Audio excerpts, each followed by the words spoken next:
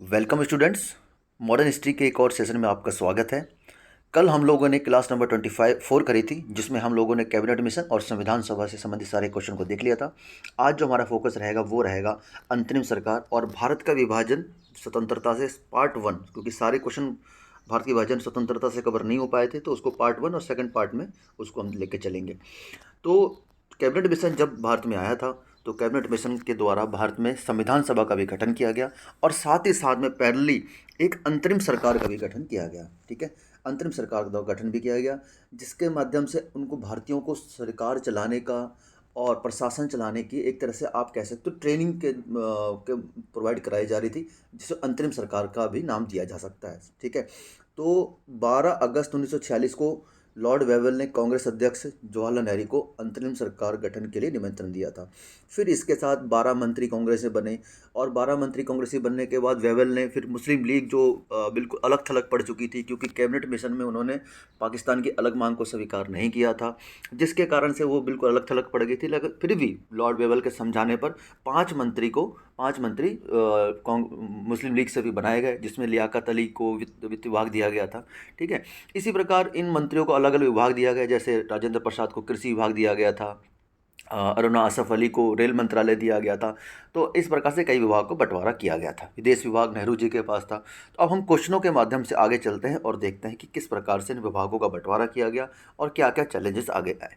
ठीक है, तो पहला क्वेश्चन हमारे सामने है, 1946 में गठित अंतरिम कैबिनेट की अध्यक्षता किसने करी थी?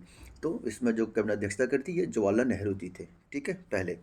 ओके, अगला क्वेश्चन देखते हैं हम लोग। पंडित जवाहरलाल नेहरू के नेतृत्व में अंतरिम सरकार का गठन कब किया गया? तो कांग्रेस द्वारा वायसराय के अंतिम प्रस्तावों को जब स्वीकार कर लिया गया, तो 12 अगस्त 1946 को लॉर्ड वेवल ने कांग्रेस अध्यक्ष जवाहरलाल नेहरू को अंतरिम सरकार गठन के निमंत्रण दिया।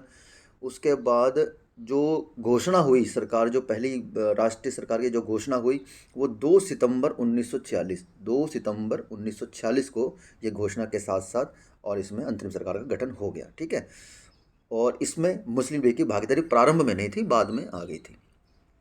1946 में बनी अंतरिम सरकार में डॉक्टर राजेंद्र प्रसाद के पास कौन सा विभाग था? तो मैं आपको जैसे बता चुका हूँ, खाद्य व कृषि विभाग इनके पास था। ठीक है, रक्षा विभाग बलदेव सिंह के पास था। ठीक है, ओके, अगला क्वेश्चन है, अंतरिम सरकार 1946 में रेल मंत्रालय का कार्य कौन देखता था? ठीक है, रेल मंत्रालय का अरुण आसिफ अली देखती थी। ओके, अगला क्वेश्चन, 1946 में भारतीय मुस्लिम लीग को अंतरिम सरकार में सम्मिलित किया गया, तब लियाकत अली खान को जो विभाग दिया गया था वो वित्त विभाग दिया गया था। ठीक है, ओके, जब इन्होंने बजट प्रस्तुत किया था, तो बजट प्रस्तुत करने के बाद उद्योगपति और व्यापारी बहुत अधिक उन्होंने कर लगाए थे।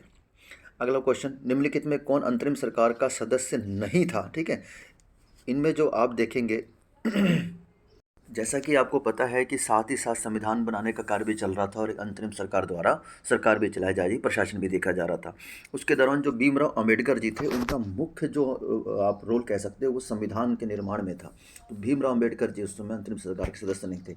अली जहीर प्रारंभ में सदस्य थे, लेकिन जब मुस्लिम लीग के सदस्यों का बाद में एंट्री हुई, तो अली जहीर और सफ़ात खान, शरदचंद्र बोस, 5 सदस्यों को, इनको 5 में से 3 सदस्यों को कांग्रेस को वहाँ से हटना पड़ा, तब फिर मुस्लिम लीग के सदस्य आए थे। ठीक है, निम्नलिखित में कौन 2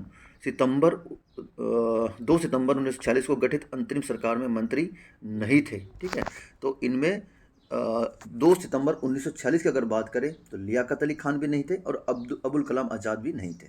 ठीक है, लियाकत अली खान बाद में आए थे, 2 सितंबर को नहीं थे, तो इसका दोनों ऑप्शन ठीक हो जाएंगे। ओके, चलिए आगे बढ़ते हैं। नेक्स्ट क्वेश्चन, निम्नलिखित में कौन सी तिथि मुस्लिम लीग ने सीधी कार्रवाई दिवस सुनिश्चित करी? जब आप समझते हैं, जब मुस्लिम लीग को अपने पाकिस्तान की मांग स्वीकार नहीं हुई, उसके बाद उन्होंने प्रत्यक्ष कार्रवाई दिवस मनाया और प्रत्यक्ष कार्रवाई दिवस में उन्होंने पूरे देश में मतलब मुस्लिम हिंदू दंगे भड़का दिए। और सबसे ज़्यादा जो दंगों का केंद्र था, नोआखली था, जहाँ पर कई हज़ार लोगों की मृत्यु हुई, कई महिलाओं के साथ अभद्रता, रेप आदि का प्रयास किया गया और बहुत ज़्यादा घर मतलब वहाँ पे मतलब उजाड़ा हुआ घरों का जिससे बहुत ज़्यादा नुकसान हुआ था। गांधी जी वहाँ पर गए थे और वो समझाने का प्रयास करते रहे लोगों को, और जिन्ना को भी समझाने का प्रयास करते कि जिन्ना मान जा, लेकिन वो जिन्ना नहीं माने, और इन दंगों को भड़कते भड़कते बहुत ज़्यादा नुकसान हो गया था। तो ये प्रत्यक्ष कार्रवाई दिवस एक मतलब भारत के इतिहास में बहुत बड़ा धब्बा है, जिसमें लाखों हज़ारों लोगों की मतलब वहाँ पे मृत्यु हो गई थी। अब चलते हैं हम अगला भारत की स्वतंत्रता की तरफ। तो मुस्लिम लीग के प्रत्यक्ष कार्रवाई दिवस के बाद बहुत ज़्यादा दंगे होने के पश्चात उसके लॉर्ड माउंटबेटन को भारत का वायसराय नियुक्त किया गया, और प्रयास किया गया कि क्लेमेंट एटली द्वारा यथासंभव भारत को एक संयुक्त रखा जाए। और भारत की स्वतंत्रता का विधेयक 4 जुलाई 1947 को ब्रिटिश के हाउस ऑफ कॉमन में पेश किया गया। ठीक है, और 15 जुलाई को इसकी स्वीकृति मिल गई हाउस ऑफ कॉमन से, और 16 जुलाई को हाउस ऑफ लॉर्ड्स से इस विधेयक को पारित कर दिया गया। और राज्य की स्वीकृति आप एक डेट याद रखेंगे, 18 जुलाई, ये बहुत इंपॉर्टेंट डेट है। 18 जुलाई 1947 को ये विधेयक पारित हो गया भारत की स्वतंत्रता का, ये डेट ज़्यादा इंपॉर्टेंट है। और उसके बाद भारत का विभाजन की तारीख या भारत और पाकिस्तान बनाने का प्रस्ताव रखा गया, क्योंकि लॉर्ड माउंटबेटन ने लगभग 133 तत्कालीन भारतीय नेताओं से बात करी, और उसके अंत में निष्कर्ष लगा लिया कि अब बहुत मुश्किल है। ठीक है, और इसी संबंध में वल्लभ भाई पटेल जी ने भी कहा था कि अगर हम भारत का विभाजन स्वीकार नहीं करते तो भारत को छोटे छोटे टुकड़ों में बढ़ जाएगा, भारत एक छोटे छोटे टुकड़ों में बढ़ जाएगा, पूर्णतः नष्ट हो जाएगा। हमें एक नहीं कई पाकिस्तान हमें मिलेंगे, और हमारे तो प्रत्येक कार्यालय में एक पाकिस्तान कोष्ठ बना होता है। तो इसलिए मजबूरी में आप कह सकते हो कि सांप्रदायिक दंगों से बचाने के लिए कांग्रेस ने भी इसको विभाजन को अंत में स्वीकार कर लिया। तो ठीक है, अब बढ़ते हैं पहले प्रश्न की तरफ। जब भारत को स्वतंत्रता प्राप्त हुई, यूके में उस समय कौन सी पार्टी थी? तो उस समय यूके में लेबर पार्टी थी, और लेबर पार्टी के जो नेता थे वो तत्कालीन थे क्लीमेंट एटली जी। ठीक है, ओके, अगला क्वेश्चन। भारत के स्वतंत्र होते समय इंग्लैंड का प्रधानमंत्री कौन था? जो मैं आपको बता चुका हूँ, Clement Attlee. Next question. British सरकार ने जून 1948 तक भारत छोड़ने की घोषणा की थी। ठीक है, तो कब करी थी? ये करी थी फरवरी 1947 में घोषणा कर दी गई थी। ठीक है, लॉर्ड माउंटबेटन वायसराय के रूप में भारत आए थे। लॉर्ड माउंटबेटन को भेजा गया था यथासंभव भारत को संयुक्त रखने की विशेष हिदायत के साथ, परंतु ऐसा हो नहीं पाया। कौन सी योजना भारतीय स्वतंत्रता का आधार बनी? माउंटबेटन योजना कहते हैं, मनबाटन योजना कहते हैं, बालिकल प्लान भी आता है। ठीक है, भारतीय स्वतंत्रता अधिनियम द इंडिपेंडेंस एक्ट ब्रिटिश संसद द्वारा पारित किया गया था। तो ये जो पारित किया गया था जुलाई 1947 में। ठीक हो गया, चलिए आगे बढ़ते हैं नेक्स्ट क्वेश्चन की तरफ। भारतीय स्वतंत्रता अधिनियम 1947 कब प्रभावी हुआ था? ठीक है, तो जो प्रभावी हुआ था 18 जुलाई, डेट आपको बताइए, बहुत इंपॉर्टेंट डेट है ये, प्रभावी हुआ था। 15 और 16 जुलाई भी आप याद रख सकते हैं। ठीक है, लेकिन मुख्य डेट 18 जुलाई है। ठीक है, 15 जुलाई हाउस ऑफ कॉमन्स और 16 जुलाई हाउस ऑफ लॉर्ड्स। ठीक है, भारत के विभाजन संबंधित माउंटबेटन योजना की सरकारी तौर पर घोषणा कब हुई थी? अब माउंटबेटन की जो योजना घोषणा हुई थी वो 3 जून 1947 को घोषणा हो चुकी थी।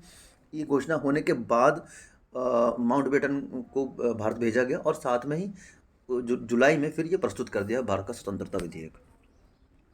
क्वेश्चन नंबर 11 है, अंग्रेजों ने भारत को 1947 में स्वतंत्रता प्रदान कर दी थी। कथन है और कारण इसका बोला गया, अंग्रेज द्वितीय विश्व युद्ध में निर्बल हो चुके थे। ठीक है, तो ये दोनों ठीक है, यही मजबूरी थी जो अंग्रेजों को भारत को स्वतंत्रता प्रदान करी। नहीं तो अगर ये द्वितीय विश्व युद्ध नहीं होता तो बहुत मुश्किल हो जाता। इतनी जल्दी मतलब स्वतंत्रता तो मिलती, लेकिन इतनी जल्दी स्वतंत्रता नहीं मिलती। और उसमें काफ़ी कुछ योगदान भारत के स्वतंत्र संग्रामी सेनानियों का भी तो कह सकते हो, जैसे भारत छोड़ो आंदोलन हो गया, सुभाष चंद्र बोस जी द्वारा जो एक्शन लिया गया था वो हो गया। ठीक है, और प्रत्यक्ष राजनीति उस समय एंट्री कर चुकी थी कांग्रेस भी और बाकी सारे नेता। तो ये कारण और कथन दोनों सही हैं और व्याख्या भी करते हैं। ठीक है, अगला क्वेश्चन है, भारत के विभाजन का बाल्कन प्लान उपज था। तो बाल्कन प्लान तो बेसिकली माउंटबेटन ने तय किया कि अब भारत का विभाजन करना आवश्यक है, और एक वैकल्पिक नीति बनाई जिसे गुप्त प्लान भी दिया गया। तो ये माउंटबेटन का मस्तिष्क का प्लान था, बाल्कन प्लान। ठीक है, ओके, अगला क्वेश्चन।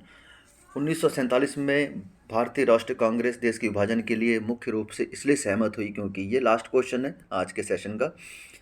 इससे वो बेसिकली क्या चाहती थी कि बड़े पैमाने पर सांप्रदायिक दंगों से बचा जा सके। ठीक है, गांधी जी भी चाहते थे, और बहुत मजबूरी हो चुकी थी उस समय, इतना ज़्यादा दंगे भड़क चुके थे कि जैसे मैंने आपको पहले ही बता दिया कि भारत छोटे-छोटे टुकड़े में बढ़ जाता, हर घर में पाकिस्तान होता या हर छोटे-छोटे कार्यालय में पाकिस्तान देखने को मिल जाता। तो इस प्रकार ये क्वेश्चन थे। इसी का जो पार्ट 2 आएगा जिसमें हम लोग माउंटबेटन योजना के संबंधित कुछ और क्वेश्चन आगे बढ़ेंगे, तो वो पार्ट सेकंड में करेंगे। क्वेश्चन ज़्यादा हो जाते इसलिए मैंने उनको स्किप कर दिया। तो ठीक है, ये आज का हमारा सेशन के कुछ प्रश्न थे। उम्मीद है ये आपके लिए लाभकारी सिद्ध हुई होगी। कल रात को हम लोगों ने वर्ल्ड ज्योग्राफी पार्ट 2 अपलोड किया था और बहुत अच्छा उसमें रिस्पॉन्स मिल रहा है आप लोगों का। तो इसी तरह से आप पढ़ते रहिए और मेहनत करते रहिए। मिलते हैं नेक्स्ट वीडियो में, तब तक के लिए जय हिंद।